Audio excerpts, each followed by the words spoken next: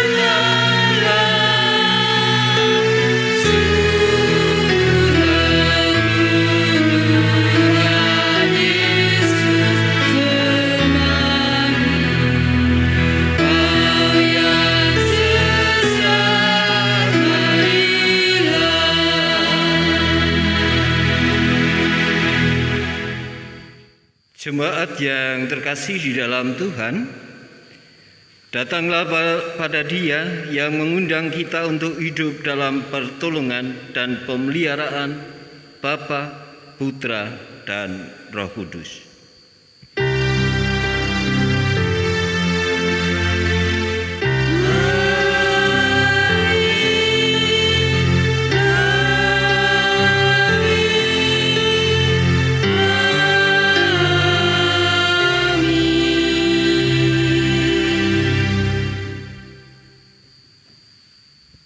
Tuhan Sang Pemulih menyertai kita sekarang dan selamanya.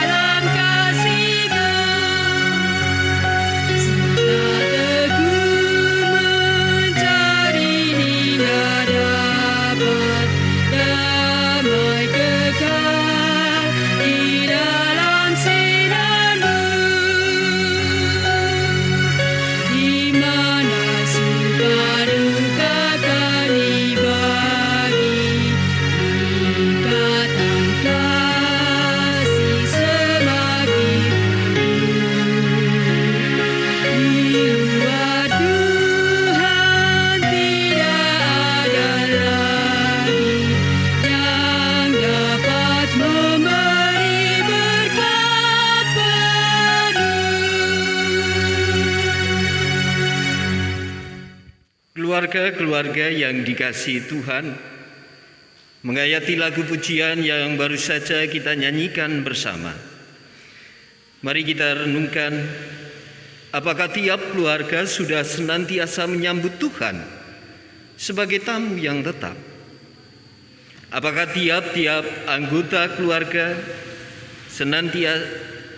senantiasa mendengarkan sabda yang Tuhan beri?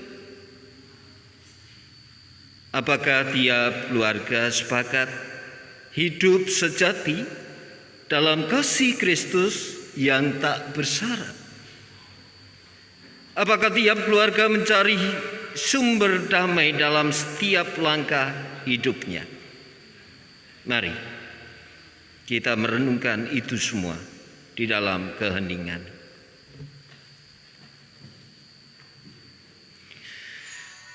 Dan mari kita akui di hadapan Tuhan di dalam doa. Sungguh ya Tuhan, ketika kami merenungkan tentang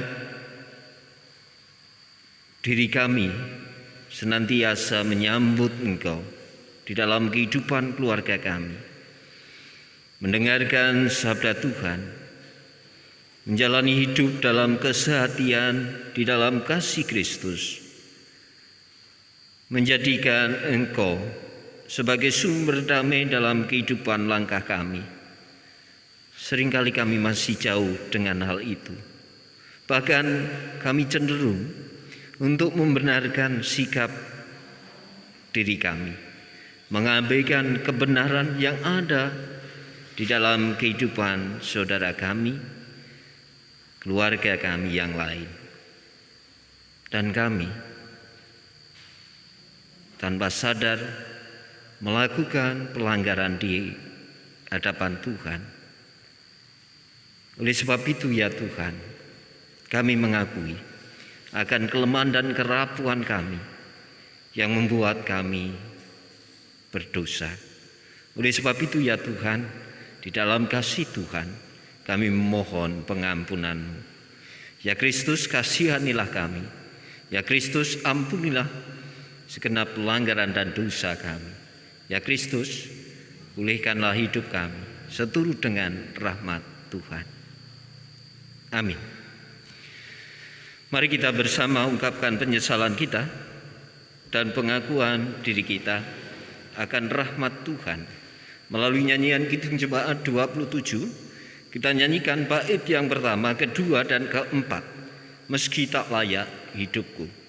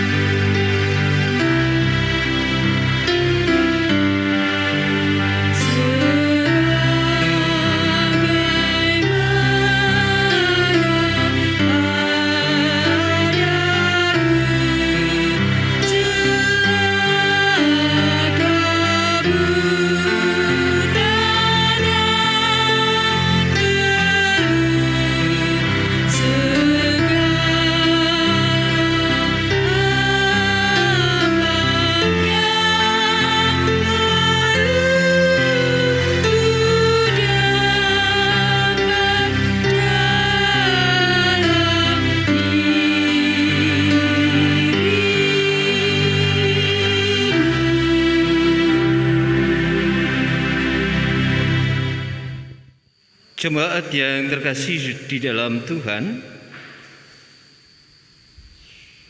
marilah kita bersama mendengarkan berita anugerah yang terambil dari Kisah Para Rasul 16 ayat 31 yang demikian.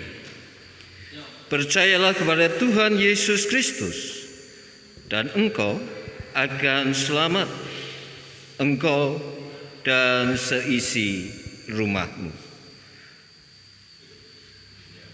Dalam Tuhan ada keselamatan. Syukur pada Allah. Mari kita sambut berita anugerah pemberian Tuhan dengan nyanyian Kidung Jemaat 240A. Kita nyanyikan bersama bait yang pertama dan kedua. Datanglah ya sumber rahmat.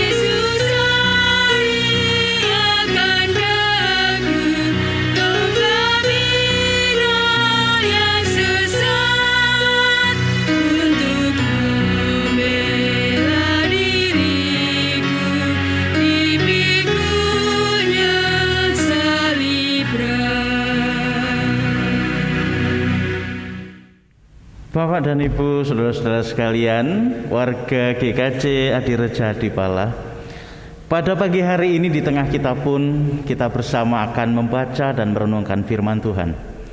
Oleh karena itu, mari kita mempersiapkan diri pada pagi hari ini bersama kita berdoa.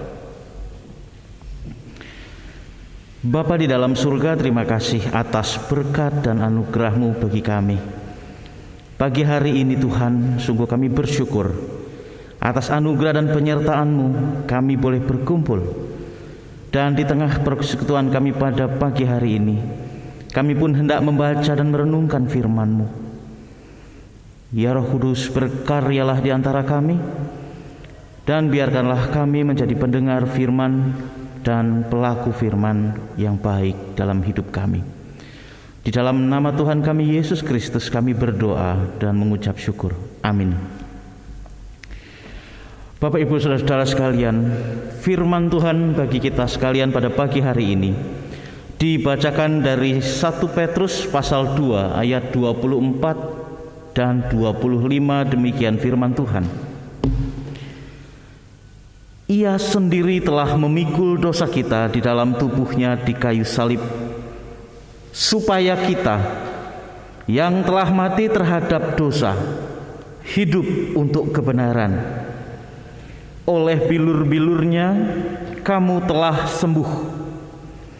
Sebab dahulu kamu sesat seperti domba, tetapi sekarang kamu telah kembali kepada Gembala dan pemelihara jiwamu. Berbahagialah setiap orang yang mendengarkan sabda Allah dan memeliharanya dalam hidup sehari-hari. Haleluya. Amin.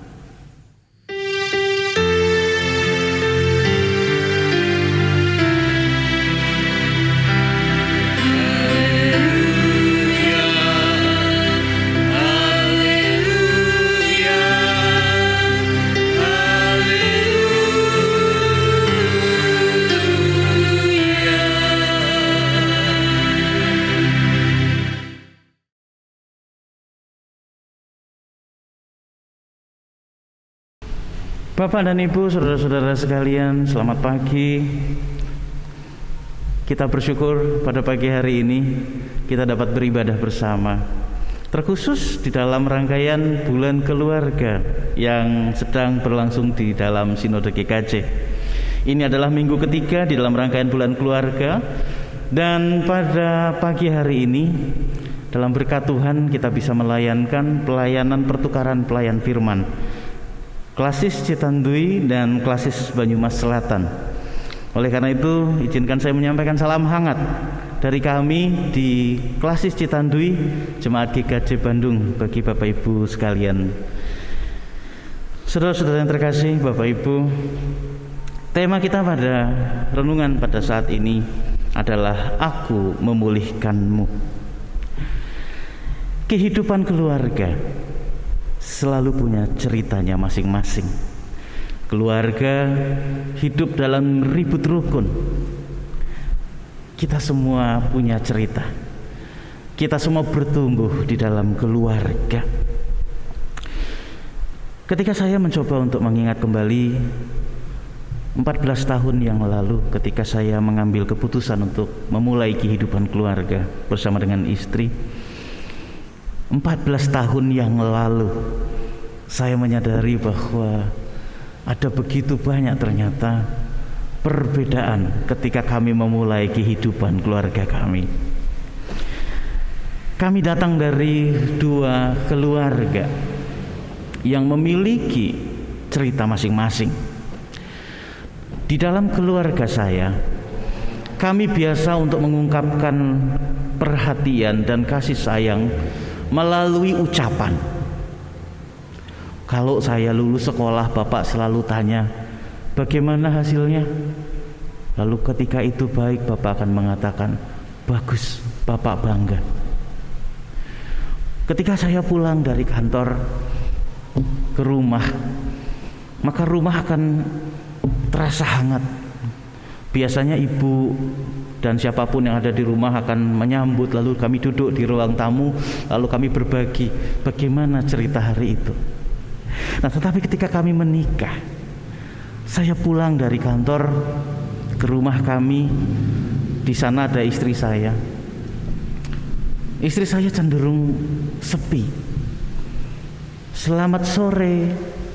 Lalu dari dalam biasanya hanya ucapan ya. Ayo masuk sekarang mandi. Gitu. Itu istri saya. Istri saya orang yang rajin. Tetapi saya pada saat itu merasa apakah saya ini kurang penting dibandingkan pekerjaannya dia di belakang. Saat itu saya merasa seperti itu.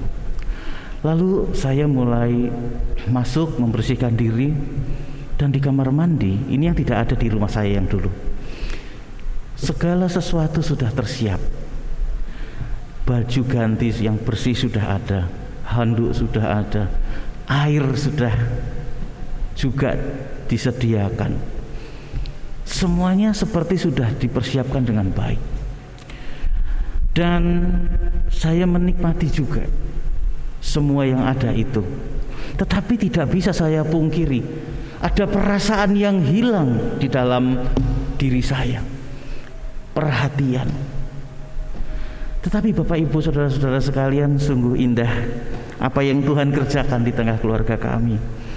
Ketika saya mulai menyadari bahwa kehidupan kami dan cara kami mengungkapkan kasih sayang berbeda, saya mulai bisa mengerti bahwa istri saya adalah orang yang menyatakan kasihnya melalui tindakan. Ia lebih senang untuk mempersiapkan segala sesuatunya tanpa mengucapkan sesuatu. Dalam tenang ia merawat keluarganya. Tetapi saya membayangkan seandainya kami tidak mampu menyadari perbedaan ini, apa yang terjadi? Bisa jadi saya merasa tidak diperhatikan, atau sebaliknya bisa jadi istri saya merasa apa yang sudah ia lakukan sia-sia. Maka dalam situasi perbedaan ini sangat mungkin setiap keluarga mengalami luka. Nah, inilah kenyataan kehidupan kita. Sadar atau tidak, kehidupan keluarga harus melewati kenyataan bahwa kita bisa saja terluka. Terluka karena merasa diabaikan, terluka karena merasa tidak penting, terluka karena apa yang kita anggap penting ternyata tidak dianggap penting oleh pasangan kita atau anggota keluarga kita. Tetapi Bapak Ibu saudara-saudara sekalian, sebagai orang-orang yang telah mengenal kasih Kristus, hari ini kita dipanggil untuk melihat kenyataan ini dengan berbeda. Sebagaimana minggu lalu di dalam khotbah juga kita telah merenungkan bahwa kita diundang untuk dapat mengakui dan menerima keadaan kita yang rapuh, keadaan kita yang bisa jadi penuh luka. Tetapi dari sana kita akan berjalan dan melangkah untuk mengobati, untuk membangun harapan bersama. Dari satu sikap yang menerima, kita diajak untuk mampu memulihkan. Karena demikianlah firman Tuhan mengatakan kepada kita, Ia sendiri telah memikul dosa kita di dalam tubuhnya di kayu salib, supaya kita yang telah mati terhadap dosa hidup untuk kebenaran. Oleh bilur-bilurnya kamu telah sembuh. 1 Petrus 2 ayat yang ke-24. Oleh bilur-bilurnya kamu telah sembuh. Inilah kasih karunia Tuhan, kasih karunia yang begitu mahal, yang menyapa kita pribadi demi pribadi, yang membawa kita ke dalam satu kehidupan baru, satu kehidupan dengan pengharapan. Karena Tuhan telah menanggung dosa kita. Kita yang telah mati oleh karena dosa kini dapat hidup, bahkan hidup dalam kebenaran. Identitas baru ini begitu penting Bapak Ibu saudara-saudara. Surat 1 Petrus pasal 2 ini merupakan bagian dari surat pastoral yang ditulis oleh Rasul Petrus, murid Yesus Kristus, kepada orang-orang percaya, orang-orang Kristen yang berada di perantauan. Rasul Petrus menjadi rasul yang melayani orang-orang Kristen di luar Yerusalem, di mana keadaan jemaat Tuhan pada saat itu sungguh berada dalam keadaan yang tidak mudah. Mereka adalah komunitas orang-orang Kristen yang harus berhadapan dengan penderitaan karena identitas mereka. Mereka ada dalam situasi yang tidak mudah, situasi yang rapuh, dan bukan tidak mungkin mereka pun adalah orang-orang yang mengalami luka-luka batin karena dianggap rendah oleh orang lain, karena dianggap anggota kedua, warga negara kelas 2 oleh yang lain. Tetapi sapaan di dalam 1 Petrus pasal 2 ini meneguhkan mereka bahwa mereka adalah orang-orang yang telah diselamatkan. Ini adalah identitas baru mereka. Bahkan di dalam 1 Petrus pasal 2 ayat yang ke-9 dikatakan, tetapi kamulah bangsa yang terpilih, imamat yang rajani, bangsa yang kudus, umat kepunyaan Allah sendiri, supaya kamu memberitakan perbuatan-perbuatan yang besar dari Dia yang telah memanggil kamu keluar dari kegelapan kepada terangnya yang ajaib. Bapak Ibu saudara-saudara sekalian, surat ini menggambarkan, menyatakan dengan jelas kita adalah bangsa yang terpilih, imamat yang rajani, umat kepunyaan Allah sendiri.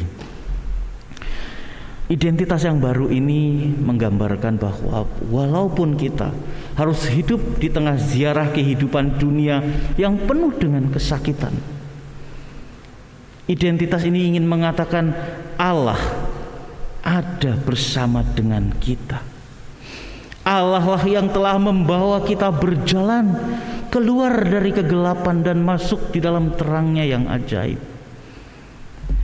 Identitas ini kemudian menjadi tonggak kebangunan yang baru bagi hidup orang-orang Kristen, bahwa kita tidak lagi hidup bagi diri kita sendiri tetapi bagi orang lain, bahwa kita dipanggil untuk menjadi saksi Tuhan, saksi cinta kasih Tuhan kepada banyak orang di sekitar kita.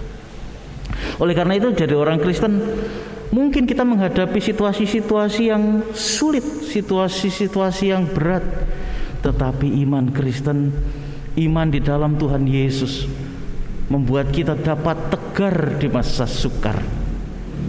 Nah, Bapak Ibu Saudara-saudara sekalian, banyak orang berkata, oh itu mungkin bukanlah sesuatu yang bisa saya lakukan. Saya tidak begitu yakin kalau saya bisa menjadi saksi Kristus. Banyak orang merasa demikian. Ada sebuah kisah tentang ini. Ada seorang ibu yang sedang menemani suaminya yang sakit. Suami yang sudah sekarat itu tergeletak di tempat tidur, dan ibu itu segera memanggil dokter untuk datang ke rumahnya. Setelah sekian waktu, akhirnya dokter datang ke rumah dan ia segera memeriksa sang suami. Dokter itu memeriksa nadinya, memeriksa segala sesuatu dengan wajah yang sangat serius. Lalu dokter itu berkata kepada sang ibu, "Ibu, saya minta maaf. Sepertinya saya datang terlambat. Suami ibu sudah tidak ada." Wah, tidak terbayangkan kesedihan sang ibu. Dan disitulah sang ibu kemudian menggenggam tangan suaminya. Tetapi tiba-tiba di dalam duka yang sangat dalam, tangan si suami tiba-tiba bergerak dan menarik tangan istrinya. Lalu dengan pelan suami itu berkata sedapat-dapatnya, "Bu, aku masih hidup. Bu, aku masih ada." Tetapi si ibu yang sudah terlanjur sedih mengatakan, "Wah, weslah Bapak lebih tahu mana Bapak sama dokter," kata ibu itu. Bapak Ibu, saudara-saudara sekalian, seringkali kita pun seperti ibu tadi, lebih tahu mana Bapak daripada dokter. Seringkali kita mengabaikan apa yang kita ketahui. Kita menganggap kurang berharga pengalaman kita. Kita berpikir bahwa bersaksi itu ya tugasnya majelis, tugasnya pendeta, tugasnya orang-orang yang memang hidupnya rohani. Kalau saya kerja di pasar, saya kerja di kuli bangun, saya kurang rohani sepertinya. Lalu kita mulai merasa mungkin saya tidak bisa bersaksi dengan baik dan tugas kesaksian itu milik orang lain. Bapak Ibu saudara-saudara, sesungguhnya tidak demikian. Tuhan berkata kepada kita semua bahwa kita adalah terang dunia. Kita juga adalah garam dunia. Garam dunia yang mencegah pembusukan, seperti ikan asin yang diberi garam, mencegah pembusukan. Sebagai garam kita memberi rasa.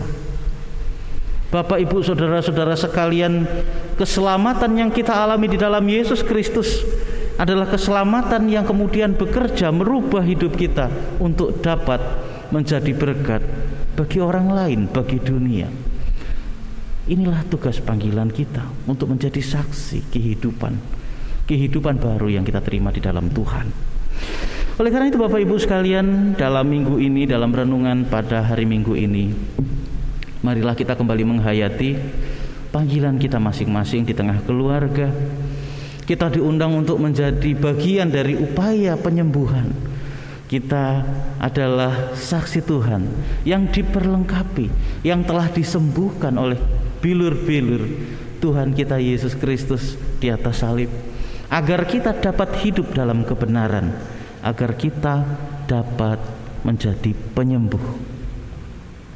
Saya undang kita semua untuk melihat keluarga kita masing-masing di masa pandemi yang sangat berat ini, di tengah situasi kita yang sukar. Marilah kita belajar untuk tegar. Marilah kita hadir sebagai penyembuh. Aku menyembuhkanmu.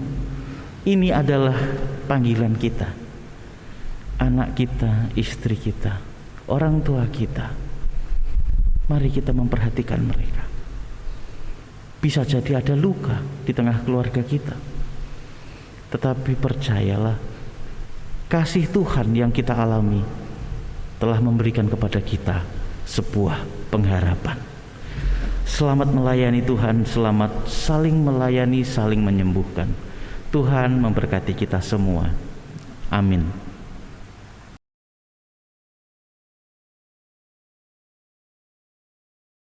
Bapak Ibu Saudara-saudara, mari kita bersatu di dalam doa syafaat kita. Mari kita berdoa. Bapa di dalam surga, terima kasih Tuhan bila pada pagi hari ini kami dapat bersekutu bersama. Sungguh merupakan kasih dan karunia Tuhan di dalam kehidupan kami. Bila di masa yang tidak mudah saat ini, di masa pandemi, kami masih dapat saling menyapa, kami dapat saling membangun dan bersekutu. Terima kasih Tuhan. Pada pagi hari ini pun kami bersyukur bila dalam kebersamaan Klasis Citandui dan Klasis Banyumas Selatan kami dapat saling melayani. Tuhan terima kasih. Sungguh ini sukacita bagi kami semua. Dalam keesaan gereja Tuhan, kami dapat berbagi berkat, kami dapat berbagi kebersamaan. Bapa di dalam surga, pada saat ini pun kami ingin menaikkan doa syafaat kami. Kami ingin berdoa bagi jemaat Tuhan di GKJ Adireja di Bala. Kami berdoa bagi jemaat Tuhan yang mengalami kelemahan tubuh dalam keadaan sakit maupun dalam keadaan tubuh yang semakin renta karena usia. Kami berdoa untuk kekasih-kekasih kami Tuhan. Tuhan beri kuat, Tuhan beri sembuh kepada orang tua kami, para adioswo. Kami berdoa Tuhan memberikan sukacita dan kekuatan. Biarlah kualitas kehidupan di masa tua ini tetap bermakna. Bapak Ibu kami tetap dapat menjadi pelayan Tuhan, tetap dapat menjadi berkat bagi keluarga. Kami juga berdoa bagi pasangan-pasangan yang saat ini merencanakan kehidupan berkeluarga.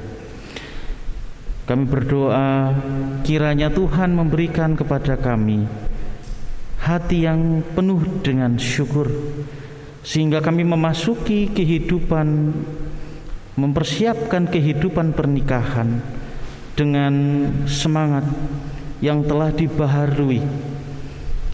Kami berdoa mereka dapat menjadi pasangan-pasangan yang saling mengenal dengan baik, mempersiapkan diri untuk memasuki kehidupan berkeluarga dan menaruh Tuhan di tengah relasi mereka.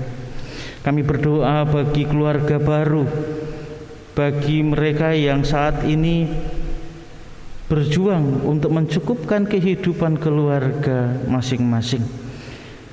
Tuhan, berkatilah keluarga-keluarga di tempat ini, agar kami dapat membesarkan anak-anak kami, dapat membina rumah tangga kami dengan takut akan Tuhan, dengan percaya bahwa berkat Tuhan cukup bagi kami semua.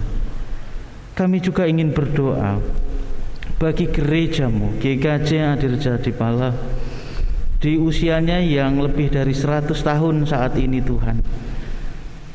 Biarlah gerejamu terus menjadi berkat bagi jemaat dan juga bagi orang-orang di sekitar kami. GKJ Adireja di Bala menjadi tempat di mana kami semua dapat belajar dan mengenal kasih Kristus, kami semua dapat dikuatkan, diteguhkan untuk hidup di dalam iman kepada Yesus Kristus Tuhan kami. Berkatilah program-program kemajelisan yang sedang berlangsung. Berkatilah kiranya setiap pelayan Tuhan yang ada di tempat ini. Berdoa bagi Bapak Pendeta Sri Setio Utomo beserta keluarga, dan juga setiap pelayan yang ada di tempat ini. Tuhan memberkati. Kami berdoa untuk majelis dan pasangan masing-masing. Tuhan memberkati kehidupan keluarga mereka, sehingga kehidupannya dapat menjadi teladan bagi kehidupan gereja. Kami berdoa untuk setiap tenaga kategorial pelayan di dalam bebadan, di dalam kategorial. Tuhan berkati. Melalui pelayanan bersama ini, kami semua dapat memuliakan Tuhan dan nama Tuhan diperkenalkan. Terima kasih Tuhan. Dan juga kami pada akhir doa ini ingin berdoa bagi bangsa negara kami. Kami berdoa bagi setiap pemimpin bangsa kami, mulai dari Bapak Presiden hingga para pemimpin di lingkungan terdekat kami. Biarkanlah di tengah pandemi COVID saat ini, kami berdoa setiap pemimpin dapat mengambil kebijakan yang meringankan dan menopang kehidupan bersama sebagai masyarakat dan bangsa kami. Kami berdoa bagi tenaga kesehatan yang berjuang di garis depan untuk menghadapi pandemi COVID. Kami berdoa untuk setiap orang yang mulai beraktivitas sehari-hari untuk memenuhi kebutuhan hidup masing-masing. Tuhan, kami mohon perlindungan Tuhan. Biarlah kami pun menjadi warga negara yang patuh dan disiplin untuk memperhatikan protokol kesehatan, sehingga semua dapat saling melindungi dan kami akhirnya dapat keluar dari pandemi ini. Kami berdoa bagi bangsa kami. Tuhan berkatilah kami. Terima kasih Tuhan atas segala anugerah-Mu, dan biarlah doa ini kami naikkan dalam satu nama Tuhan kami Yesus Kristus. Amin. Bapak Ibu sekalian, marilah kita menyambut dengan NKB 199 bait 1 dan 2, Sudahkah yang terbaik kuberikan.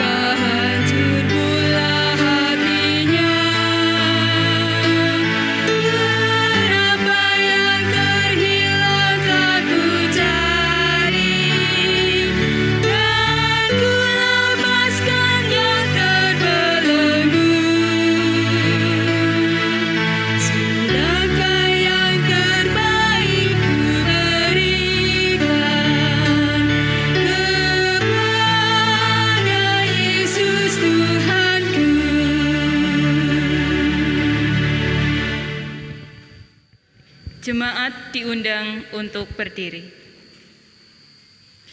Bersama umat Tuhan di sepanjang abad dan sepanjang masa, marilah kita memperbaharui iman percaya kita kepada Tuhan melalui pengakuan iman rasuli.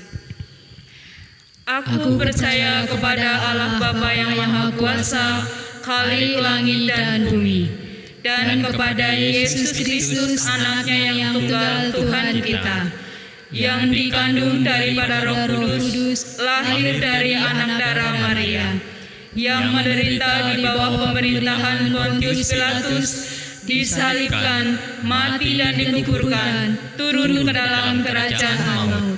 Pada hari yang ketiga bangkit pula dari antara orang mati, naik ke surga, duduk di sebelah kanan Allah Bapa yang Maha Kuasa, dan akan datang dari sana untuk menghakimi orang yang hidup dan yang mati. Aku percaya kepada Roh Kudus, gereja yang kudus dan am, persekutuan orang kudus, pengampunan dosa, kebangkitan daging, dan hidup yang kekal.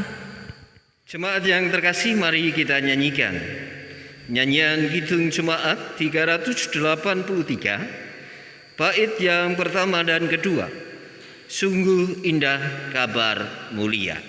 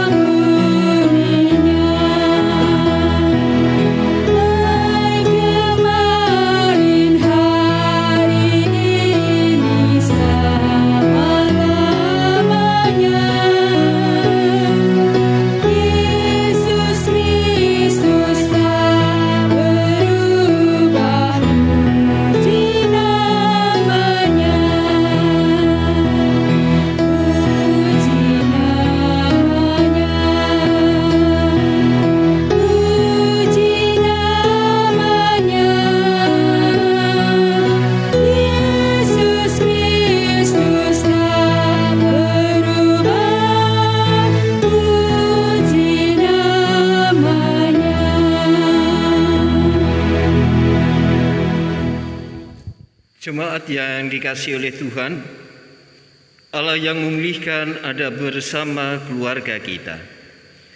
Ia mengarahkan semua pada hidup penuh pengharapan. Terimalah pemulihan dan pemeliharaan Allah Sang Sumber Kasih Karunia. Sekarang satukan hatimu dan terimalah berkat-Nya. Engkau dan seisi rumahmu disertai dalam kasih utuh, supaya engkau diteguhkan melewati jalan-jalan hidupmu. Penyertaan Bapa, Putra, dan Roh Kudus bersamamu dari sekarang sampai selama-lamanya.